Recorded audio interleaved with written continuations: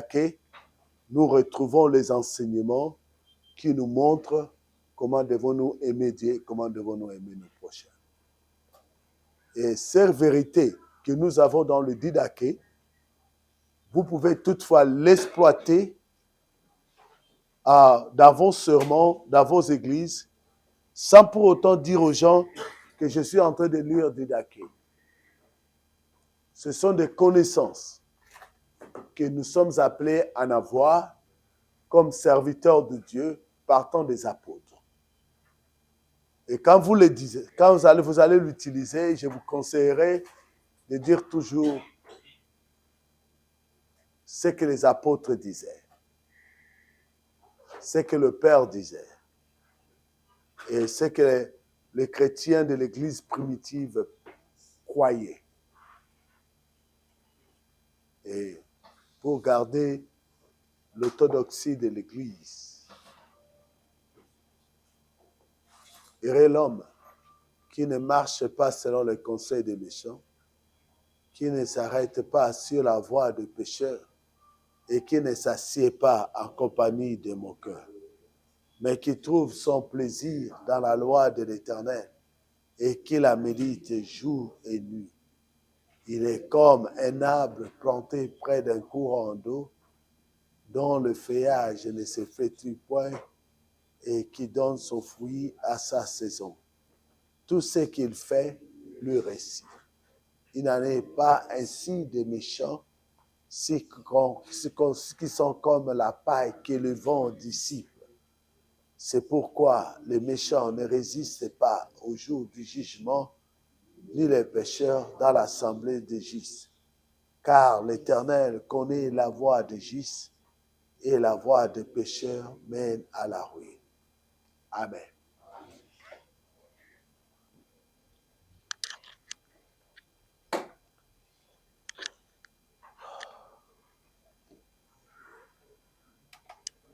J'ai envoyé chez CP ce que vous allez recevoir aujourd'hui. C'est presque la majorité du travail que j'ai sur la patristique, que je suis en train. Mais quand nous allons essayer d'aller sur ça, vous allez constater que je vais ajouter d'autres éléments, surtout les écrits des pères apostoliques et autres. Et je vais ajouter beaucoup des écrits pour que nous soyons plus théologiques et que nous ayons la chance aussi de lire ce que le Père ont écrit. Hier, nous avons essayé de parler brièvement de certains des pères. Oh Seigneur, vous savez ce qui s'est passé après avoir enseigné hier la nuit, en rentrant, et tout ce que j'avais comme document était perdu. Yeah. Donc hier, quand j'ai travaillé ici, je suis rentré, arrivé chez moi à la maison, je regarde et il n'y en avait plus rien dans mon ordinateur. Donc je devais chercher à retrouver ces documents. Le document que j'ai envoyé chez les CP, gloire à Dieu que j'ai envoyé ça chez les CP, j'ai essayé de reprendre ça et de retravailler ça encore pour être prêt ce matin. C'est Saint Basile de Césarée. Il n'est pas de l'Église catholique romaine, il est de l'Église catholique. C'est l'un de nos pères. Il est l'un des pères de l'Église de Cappadoce. On appelle Césarée, on l'appelle l'un des pères de l'Église de Cappadoce. OK? Yes, sir. Yes, man. À l'Église catholique romaine, on l'appelle Saint Basile. À l'Église orthodoxe, on l'appelle Saint Basile. Et après, par la plupart de l'Église, après le concile, tout le concile, on l'a appelé Saint Basile. Il est du IVe siècle, on l'a reconnu comme ça. L'Église, avant la scission, on l'avait reconnu comme ça. La majorité des hommes et des femmes qui ont donné leur vie, qui ont payé de leur vie et qui ont servi le Seigneur avec cœur et dévouement, et on les a appelés saints. Vous voulez être saint? Vous voulez être saint reconnu par l'Église? Non, nous sommes bien reconnus par le ciel. Ma question est, vous voulez être des saints reconnus par l'Église? Dans votre Église? Dans vos églises? Vous voulez être saints reconnus par vos églises? Donnez-vous corps et âme pour eux. Servez-les avec cœur et dévouement. Tantôt, ne prenez pas votre salaire, prenez soin de ses membres. Je vais vous parler aujourd'hui des aumônes. J'ai vu dans le Didaché, on a parlé des aumônes, l'offrande de rachat. La méditation de ce matin que nous allons commencer à analyser, c'est le Didaché chapitre 4. Ça sonne comme le mien. Là. Mon enfant, souviens-toi, nuit et jour, de celui qui t'a annoncé la parole de Dieu. Tu l'honoreras comme le Seigneur. Que là d'où est annoncée la parole du Seigneur, là où est le Seigneur. Tu chercheras chaque jour la compagnie des saints afin de te trouver un appui dans leurs paroles.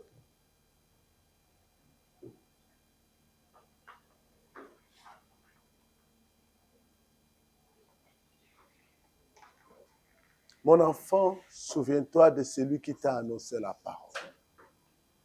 Les apôtres ont tout dit dans ce verset. Est-ce que j'ai quelque chose que vous ne comprenez pas sur ça?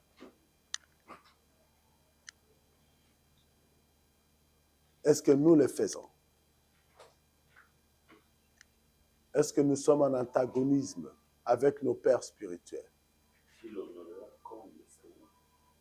Parce que là où est annoncée la parole du Seigneur, là est le Seigneur.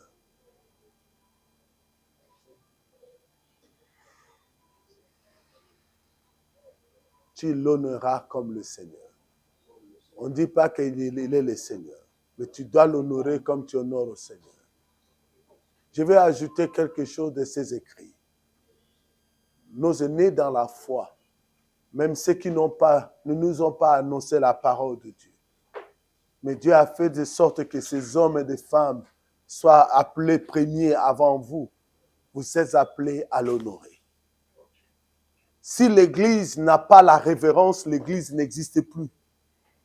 L'Église doit garder la révérence, le respect des uns des autres. Parce que nous enseignons le respect.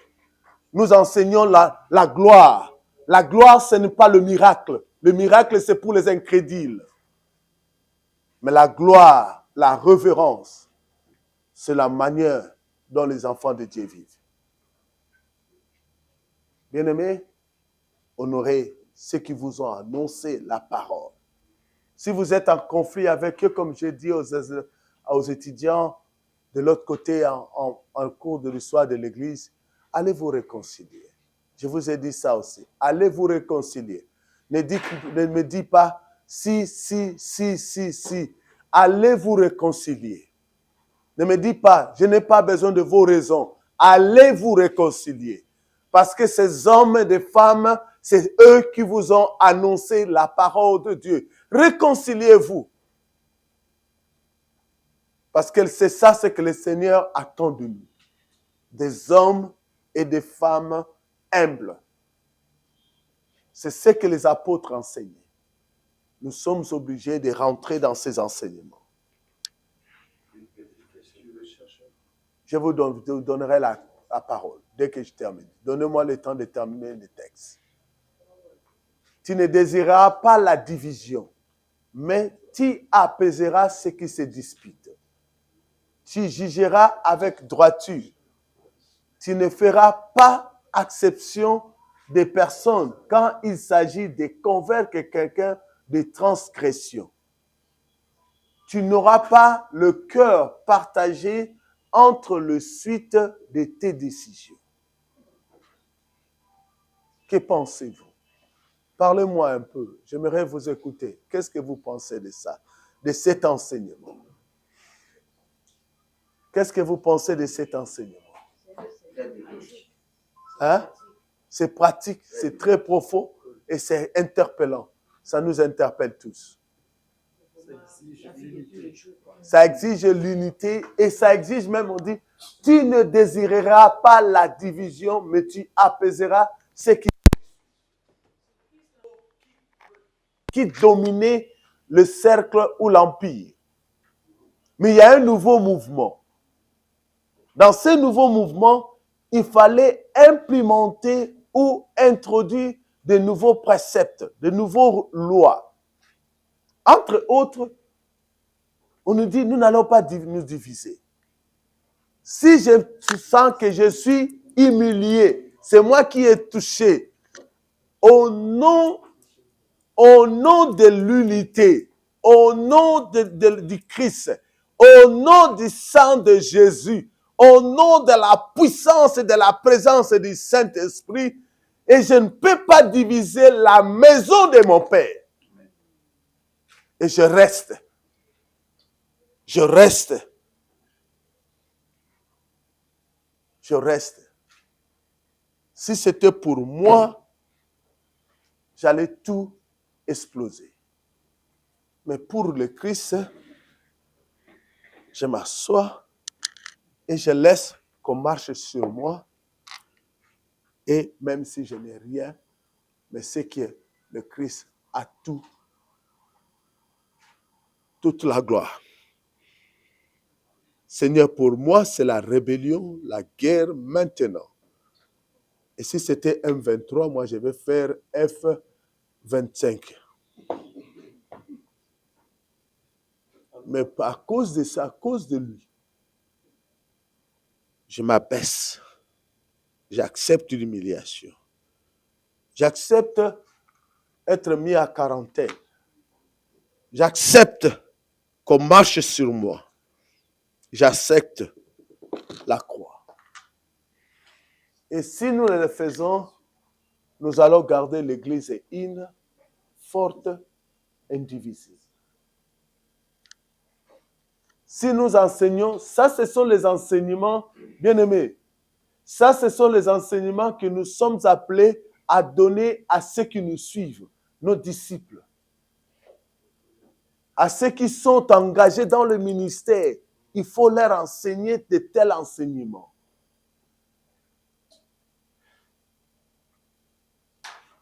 Il faut leur révéler ça. Tu jugeras avec droiture. Tu ne feras pas exception de personne. Quand il s'agit de convaincre quelqu'un de transgression, tu n'auras pas le cœur partagé entre les suites de tes décisions. Quand il faut juger quelqu'un, c'est être honnête, juste, n'ayez pas deux opinions, avoir un cœur partagé. Parce que c'est Joe, je l'aime beaucoup. Et quand c'est maman Charlotte, je chante David. Je deviens très fort contre maman. Et quand c'est Joe, je ferme mes yeux. Je trouve que j'ai des excuses à faire. Non, fais pas ça. Dis ce qu'il faut dire et juger tout le monde de la même façon. OK?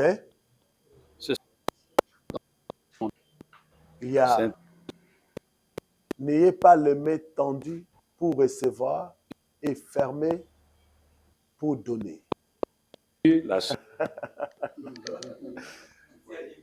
Si tu as des moyens, tu donneras de tes mains le rachat de physis. Au-delà, tu n'hésiteras pas à donner et tu ne seras pas en donnant, lui-même car et sur tu connaîtras quel est bon le rémunérateur qui te récompensera. Vous savez, le rachat de tes péchés. S'interroge si tu as le moyen. Que nous tombons dans ce que nous appelons la métaphysique. Si tu as le moyen, tu donneras de tes mains le rachat de tes péchés. Est-ce que tu as le moyen de payer de tes mains le rachat de tes péchés? Personne n'en a. Appelle métaphysique. Ils ont dit y a-t-il des questions sur ce chapitre? Capable de le donner. Si tu as oui, pasteur. Tu donneras de tes mains le rachat de tes péchés. tu peux tout donner pour plaire au Seigneur. La Bible nous dit que cela ne peut pas plaire au Seigneur. Notre Dieu ne prend pas plaisir aux offrandes, mais il prend plaisir aux âmes abattues. Quoi? Notre Dieu, pour le péché de l'humanité, Oh. nous enseignons, nous tous, nous sommes d'accord avec moi, que nous enseignons que Mais le j'ai sang déjà de Christ, répondu c'est à le ça. seul Qu'est-ce moyen que pour tu que dis? nous puissions nous réconcilier avec Dieu. Donc, en d'autres termes, le Seigneur a payé le prix pour nos péchés. Il n'y a pas quelqu'un d'autre qui peut donner l'offrande. Quelle offrande que tu vas donner pour tes péchés? Dis-moi, combien? Ta voiture, ta maison? Hein? Est-ce que tu vas prendre tes enfants, les donner dans l'autel de Dieu pour tes péchés? Ils sont pécheurs, nés de péché aussi. Nous n'avons que le sang de Jésus. Nous n'avons que le Christ.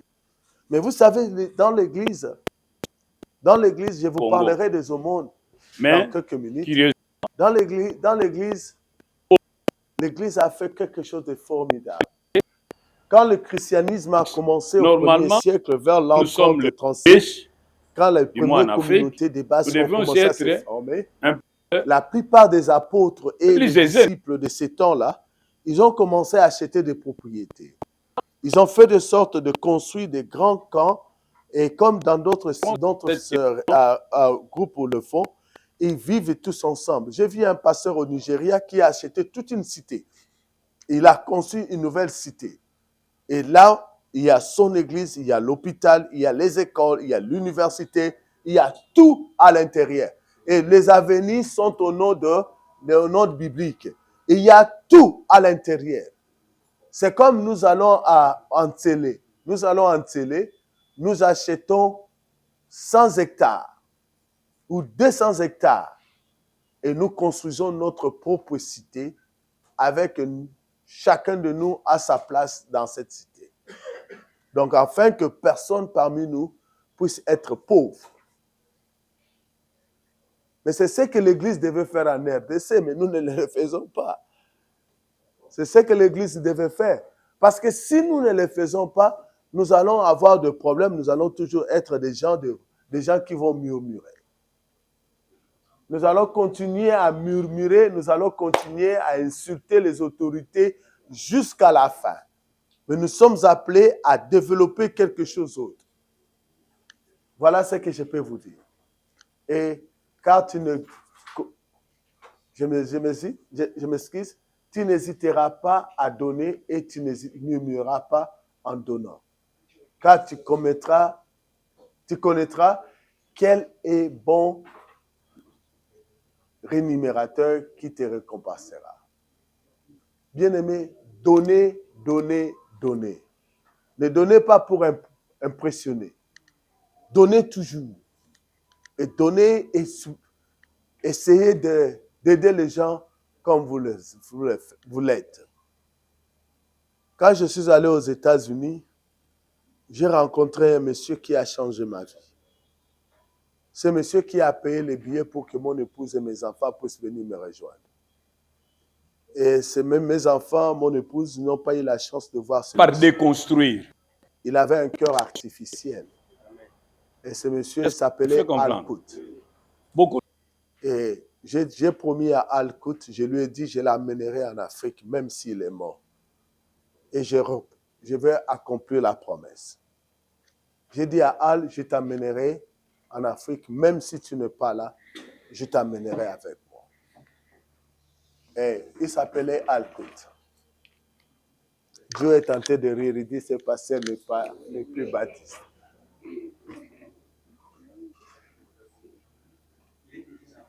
Il est mort.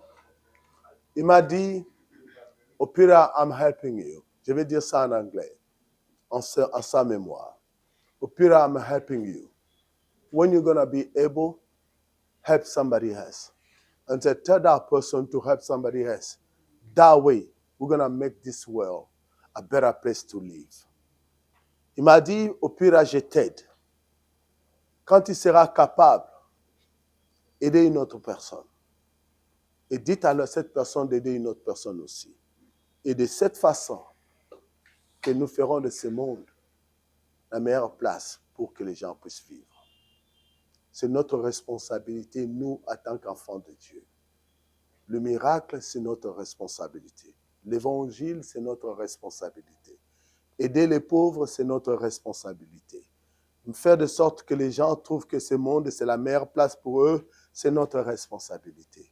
Et quand nos rues, nos avenues ne sont pas asphaltées, n'ont pas de bonnes conditions, c'est notre responsabilité. Le gouvernement vient après nous parce que nous appartenons à un gouvernement céleste. Et j'ai promis à Al, je l'amènerai. Et je l'ai amené chez vous. Bien-aimés dans le Seigneur, donnez et donnez toujours.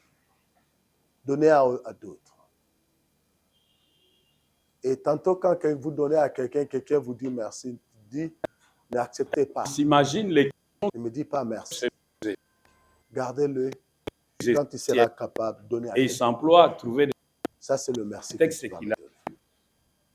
Et c'est ça une nouvelle philosophie, une nouvelle pensée, mode de pensée que je vous apporte. Ce n'est pas venu de moi, c'est venu de Al-Qud. Ce monsieur, je ne le connais pas longtemps, pas pour longtemps. Je l'ai rencontré en 1998 quand je suis allé aux États-Unis et il est mort en 2000. Il est mort le 10. Mon épouse et mes enfants sont arrivés le 14. 4 jours avant que mon épouse et mes enfants arrivent. Et j'ai amené mon épouse et mes enfants pour aller le voir.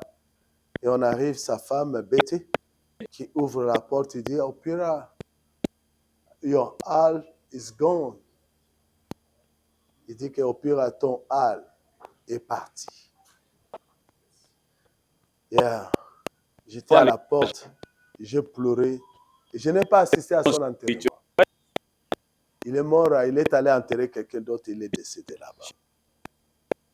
Bien-aimés dans le Seigneur, les apôtres nous disent qu'il n'hésitera pas à donner. Mais ça relève et de tu l'humain. ne murmureras pas. Nous sommes pauvres parce que nous Quand avons tu des donnes, mauvais gens. oubliez que tu as donné. Sans Et si tu ne fais pas ça, tu seras de déçu. dire Si tu ne fais pas ça, si tu n'oublies pas, tu seras déçu. Tu seras déçu. Mon épouse et moi, nous avons l'habitude de donner au-delà de nos moyens. Nous donnons, nous ne calculons même pas qu'est-ce qui va nous rester. Mais tantôt, on avait une mauvaise manière, c'est de croire que ces hommes, ces femmes que nous aidons doivent rester loyaux et fidèles à nous. Quand vous pensez à ça, c'est là où devient le problème. Pour la preuve du contraire, nous avons vu ça. Je sais que beaucoup de gens peuvent le dire, témoigner de nous. Nous avons reçu beaucoup de gens. J'ai signé le document pour les politiciens de la RDC viennent aux États-Unis. Je ne cite pas les noms. J'ai vu les politiciens venir des États-Unis pour la toute première fois, par ma signature. Ils sont au pouvoir, ils sont dans le gouvernement. Depuis que je suis là, ils n'ont jamais reçu. Je peux les appeler, ils vont me dire, « Oh, pasteur, comment ça va ?» C'est tout. Bon, je vais t'appeler dès que je suis libre. Surtout qu'aujourd'hui, c'est vendredi, c'est le conseil des ministres. Ils sont là. Ils sont dans le gouvernement. J'ai vu ça. Mais si vous attendez des hommes quelque chose, vous serez déçus. Vous serez déçus. Et n'attendez rien de quelqu'un. Donnez seulement et oubliez. C'est ce que les apôtres nous ont enseigné. Et quand tu fais ça, bien aimé, je vous dis la vérité.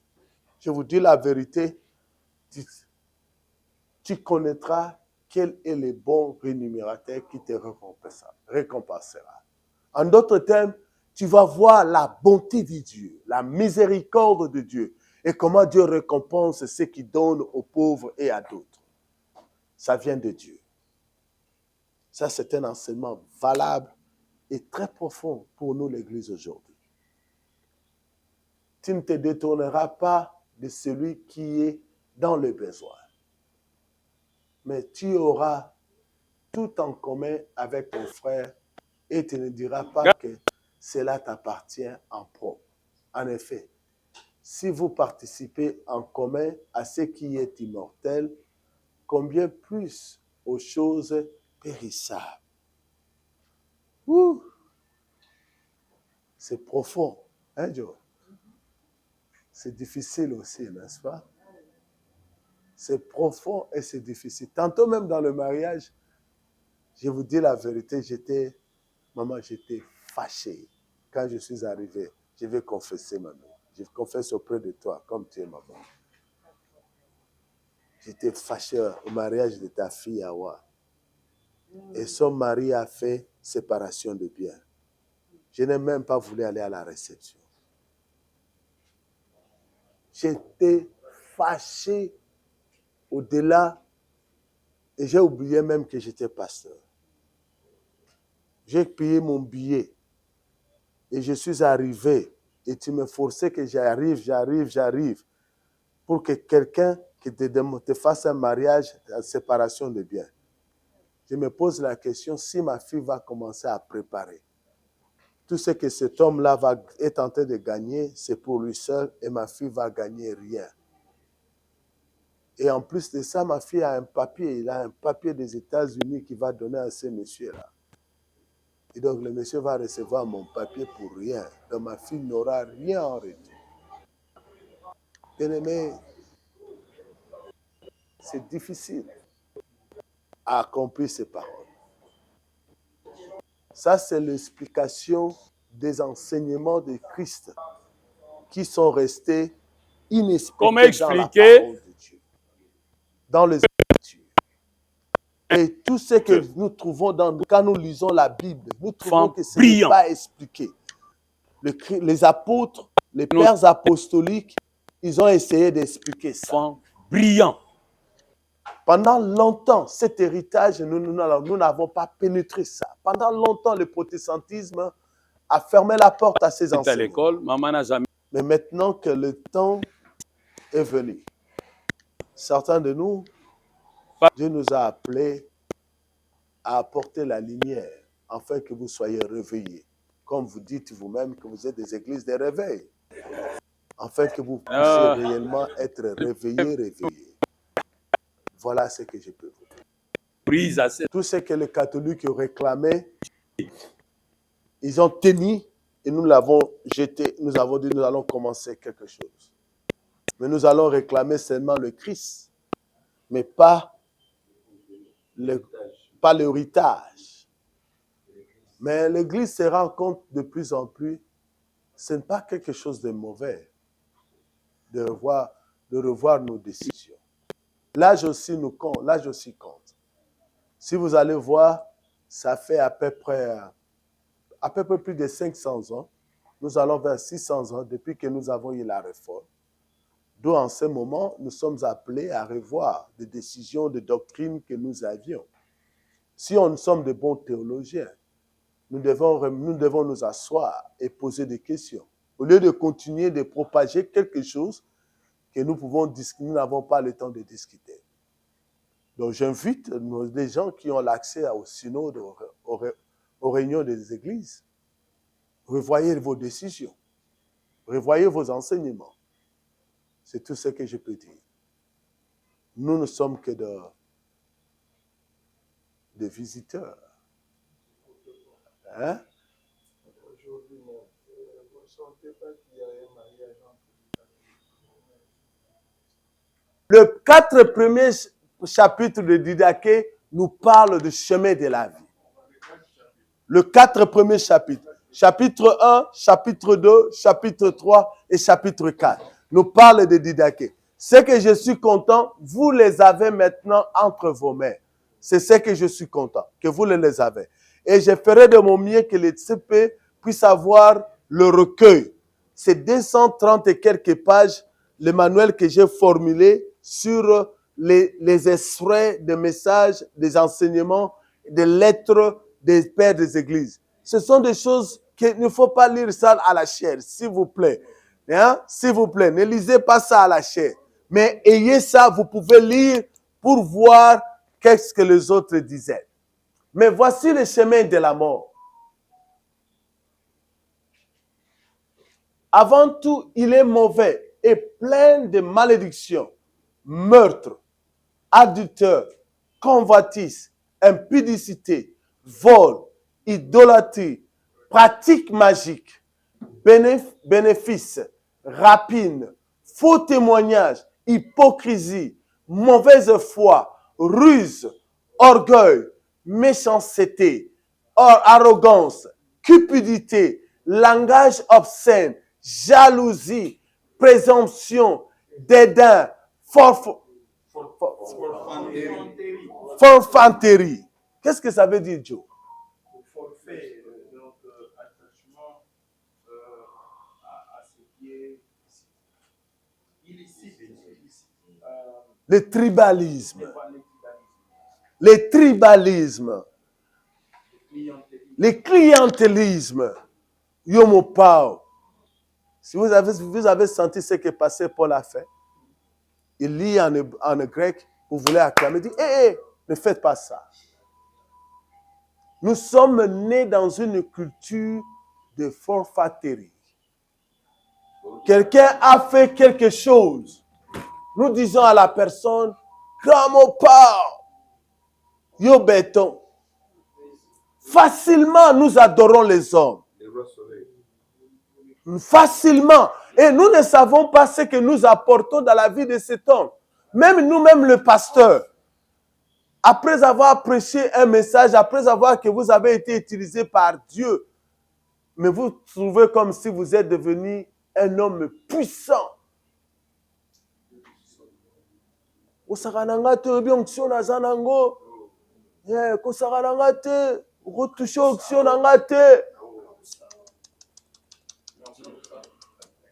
Ça ne se fait pas chez nous, au milieu de nous. Ça, c'est le chemin des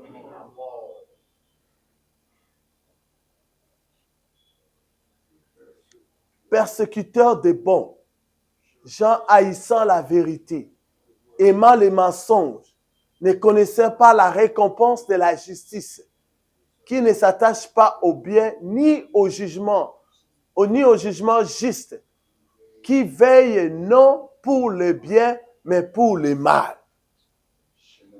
Chemin de la mort.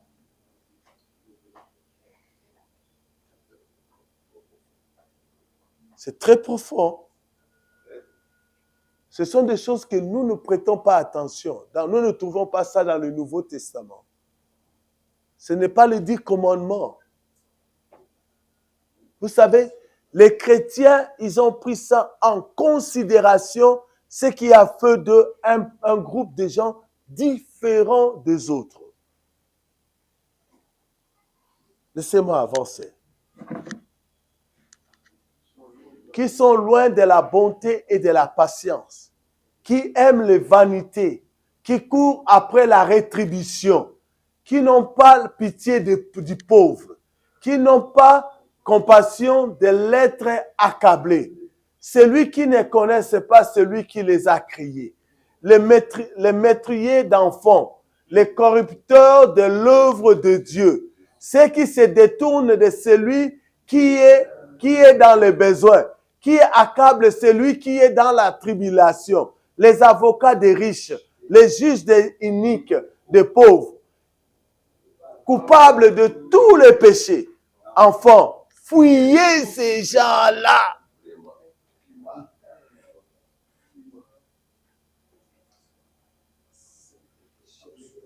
Chemin de la mort. Si vous lisez ça, est-ce que nous ne marchons pas dans les chemins de la mort? Oui. Nous marchons dans les chemins de la mort en étant dans la vérité. Faisons-en très attention. Regardez un peu l'autre, chapitre 6. Veillez à ce que personne ne te détourne du chemin de ces enseignements, car il t'enseignerait ce qui est en dehors de Dieu. Si donc tu peux porter le joug du Seigneur tout entier, tu seras parfait. Mais si tu ne le peux pas, tu seras, fais ce que tu peux.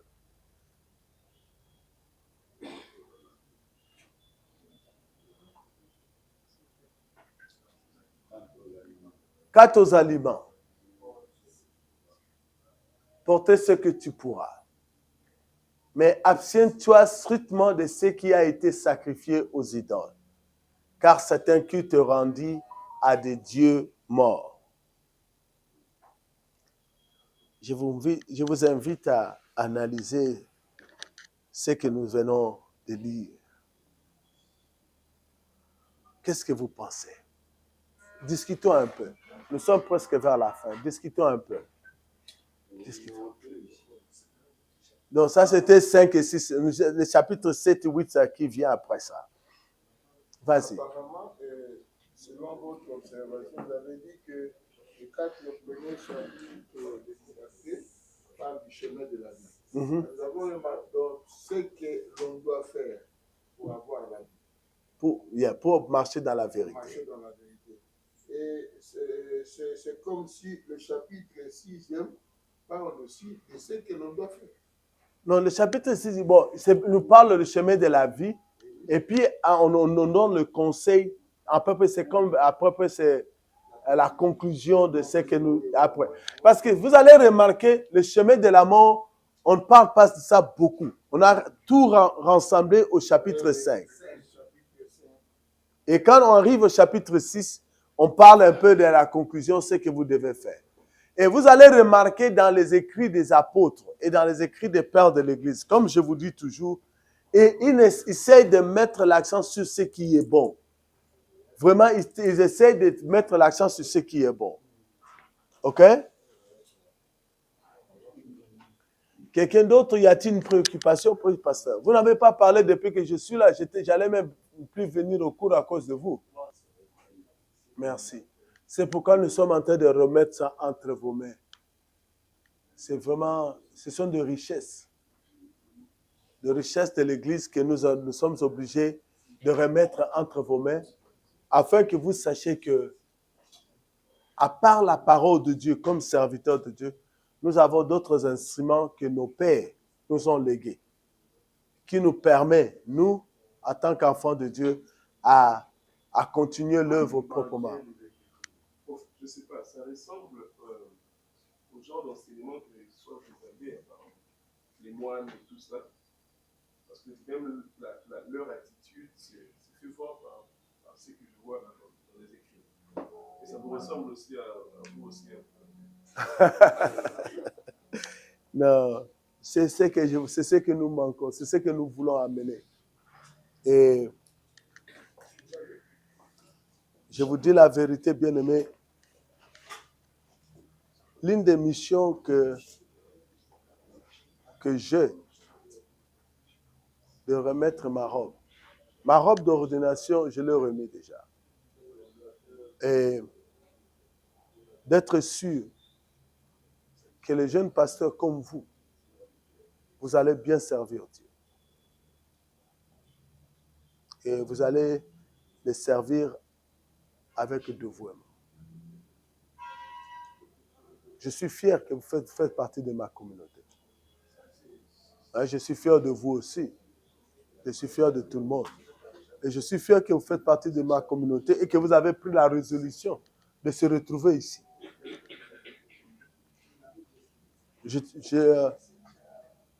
Nous n'avons pas l'accès dans la communauté pour apporter ce que nous pensons, nous pouvons apporter.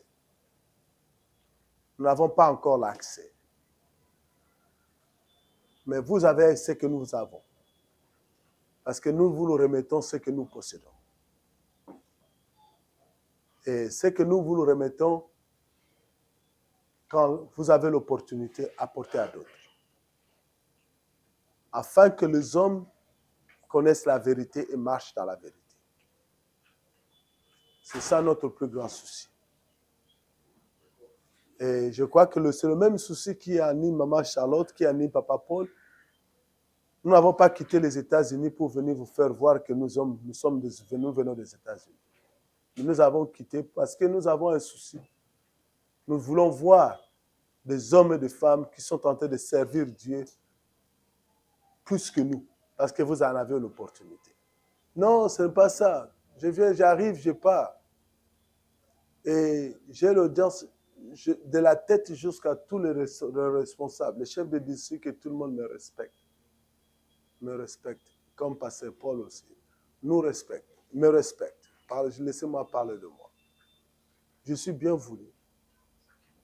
Je suis bien voulu. Tantôt, on pose la question, où est-ce qu'on peut le placer? C'est ça la grande question. Où est-ce qu'on va le placer? Où est-ce qu'on peut le placer? Il y a l'autre face de moi que je ne fais pas voir. Je suis bien entraîné pour diriger les écoles. Je suis bien entraîné et je suis bien formé, bien rodé pour diriger les écoles, les institutions. Les écoles surtout. Et si on quitte ici, nous allons ailleurs, dans le cercle des écoles privées, telles que vous allez chez Lumpion, vous allez chez Samuel Lévy, des écoles à Gombela.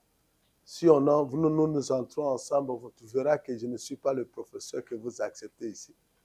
Vous allez voir que je suis accueilli là-bas comme étant un chevronné, un connaisseur du système éducatif.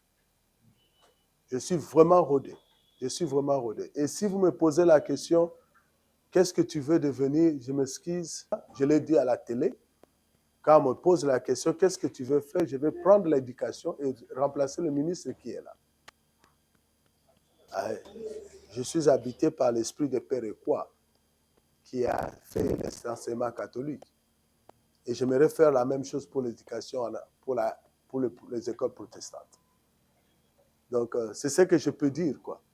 Que ce soit le coordinateur national des écoles protestantes, que ce soit le coordinateur de la communauté, de la CBFC.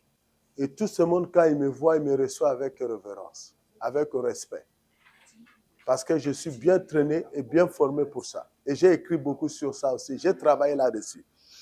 Hein? Pendant 7 ans, pendant je crois 4 ans, 7 ans, j'étais en RDC et j'ai travaillé comme directeur pour l'Afrique centrale des écoles chrétiennes. Donc, je peux aller au Congo-Brazza. Au Congo-Brazza, j'ai l'audience dans la plus grande église là-bas, qu'on appelle l'église évangélique du Congo. Au Gabon, j'ai la même audience. Le cours que je vous enseigne ici, si je n'ai pas enlevé ça vers la fin, vous allez voir que j'ai parlé des étudiants qui sont mes étudiants au Gabon en maîtrise. J'enseigne ce cours, j'ai enseigné ça 3 ans durant au Gabon que je suis en train de reformuler pour vous parler de ça ici. Donc, donc j'enseigne au Gabon, premièrement. J'aimerais bien servir ma communauté dans n'importe quelle capacité. Hein? J'aimerais bien, n'importe quelle capacité. Et je suis disponible. Si la communauté m'appellerait, je partirai. S'ils ne vont pas m'appeler, avec l'esprit de mes pères, l'esprit de Papa Nguta, Papa Biola et consort, Papa Biola me disait, ce qui m'a pessioté, c'est là. Et j'attendrai toujours. Et quand l'église va m'appeler, et je serai prêt. Et si l'église ne m'appelle pas, et je ne ferai ni la rébellion, ni quoi que ce soit, ni diviser l'église, et je vais attendre. Mais je ne vais pas attendre. Et je dois continuer à faire l'œuvre, c'est pourquoi je m'engage. Je fais l'œuvre. Et je ne suis pas, je n'arrête pas. Et je vais implanter les églises comme je veux aussi. Mais pas à Kinshasa parce que la CBFC est là. Et à Kinshasa, j'attends la CBFC. Les amis m'ont dit, pourquoi tu n'implantes pas l'église à Kinshasa? J'ai dit, je n'implanterai pas l'église à Kinshasa. Je dois attendre l'ordre. Si l'église me dit implanter, j'irai. Si l'église ne me dit pas, je ne le ferai pas. Parce que si je le fais, on va dire que je me suis rebellé. Oui, oui. Aux États-Unis, il n'y a pas de CBFC. Non, il n'y en a pas. Nous avons de paroisses. Il n'y a pas la CBFC, mais nous avons de paroisses. Nous avons de paroisses. Et j'aimerais bien faire partie de ces paroisses données à la CBFC. J'aimerais bien le faire. Mais je travaille là-bas. Nous travaillons avec des réformés. Regardant la vérité de l'éducation, pourquoi ne peut-on pas retenir ça dans le canon? Non, il y a des enseignements. Retenez ceci. Retenez ceci. Comme théologien, il y a des enseignements comme des livres. Comme des livres qui ne sont pas retenus dans le canon, qui ne sont pas dit que nous ne sommes pas appelés à les lire. Nous pouvons les lire. Nous pouvons les connaître. La beauté du cours du patristique nous ramène les personnes. Et aussi, nous ramène les écrits des pères. Et ces éléments vient en quelque sorte nous donner la raison pour laquelle nous pouvons croire de plus en Christ. Et ça, et quand je vous parlerai des pères, surtout d'autres pères qui se sont sacrifiés pour l'évangile, mes bien-aimés, vous allez sentir que la beauté de la foi chrétienne, être prêt à mourir pour l'évangile. Être prêt. Et vous savez, le chrétien de plusieurs siècles, il cherchait à être martyr. Il cherchait. Donc, je dois prêcher l'évangile, même si on va me tuer, je m'expose. Et il y a d'autres qui sont morts à cause de ça aussi.